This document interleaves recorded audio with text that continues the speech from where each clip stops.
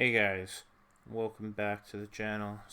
Today I'm just talking about Ghost of Tsushima and some changes or some features I would like to see in the eventual upcoming sequel. And one of them is, let's start with, I would like to see more of a bustling city in some of these games. Like, how awesome would that be if you go to Kyoto, the capital of Japan at the time? And that would, well, you just see like thousands of samurais. Well, maybe not thousands, but like a big bustling city with different districts and beautiful like Mount Fuji in the background. Oh, that would look amazing. So definitely would like to see this story go to see him get off of Tsushima and go to other places, and we see it in the expansion where he goes to Iki Island. But let's go on the main island of Japan. I think that would be really really cool. The next one is a little bit of a critique. In the original, there's on the trackpad there's the ability to bow and play the flutes, but there's never any reason to unless you're just doing it for the fun of it. But I would like to see there being more use for that. Maybe like the flute can be a new type of side quest, no different than like haikus and stuff, where you just go to a place to play the flute. That'd be kind of cool. Well, the next one is more of a comment and DLC in general. I bought the game originally for the PS4, and then I upgraded it to the PS5 edition when it came out, and I got the DLC with that. And then when I played the DLC, I found it very difficult, just because it's been a year since I played the game, and I totally forgot what stances are used for what enemies, and I was very rusty, and I just put the game down basically. And then I just felt one day, hey, I wanted to play this DLC, and the only way I'm gonna get better is if I start from the beginning. And that's where this weekend I've been playing the new game plus of the Act 1, and just to get myself familiar. But what I'm thinking is, like, if you're going to have a DLC that's end game content, there should be maybe the first level, or however you want to word that, the first section of the DLC should be almost like a tutorial where it tells you, hey, this enemy for this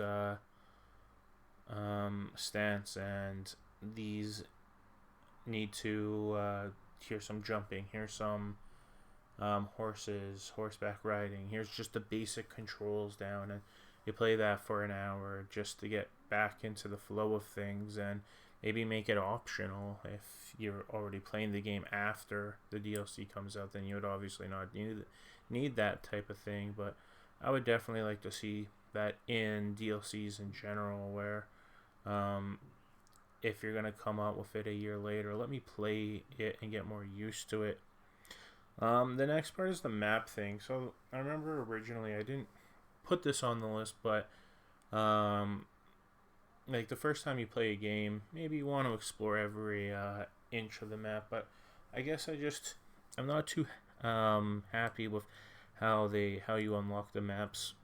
Doing it a second time around, where it feels very tedious to go walk to ungrade something, and then there's nothing even there to unlock other than ungraying the map. And maybe they need something like the Horizon Zero Dawn or Assassin's Creed trope with unlocking a bigger area. Maybe those Mongol camps should unlock a bigger radius, or the traveler's attire would unlock more than 30%, or have a bigger radius in itself also, so you don't need to go to every single inch of the map. And I think this might only matter on a new game plus when you just did it, and it becomes very tedious to do it a second time. The last one I want to mention is gear swap. I find that would be great in this game. I remember when they were talking about the game, and they were doing interviews hyping up the game, they were talking about the wind feature, and the wind feature is awesome, where you select where you want to go and you can let the wind guide you the rest of the way.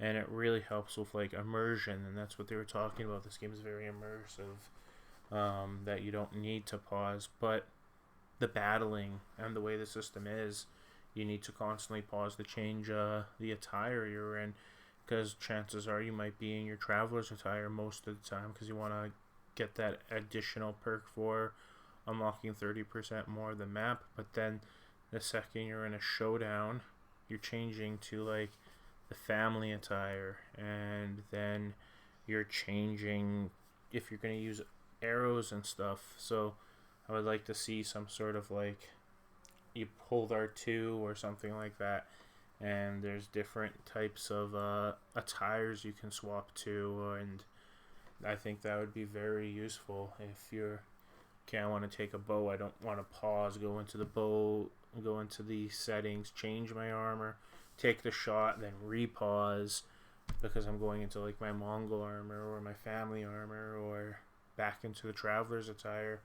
Maybe you can just auto do it, and maybe it's just a feature you unlock eventually to auto change.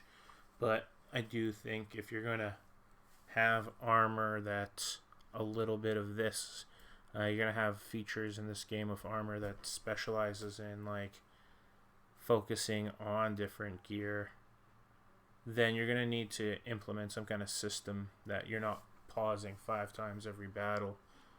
So what are your thoughts on these features that I would like to see in the sequel? Do you have any additional features? Let me know in the comments below, guys, and I'll see you in the next video.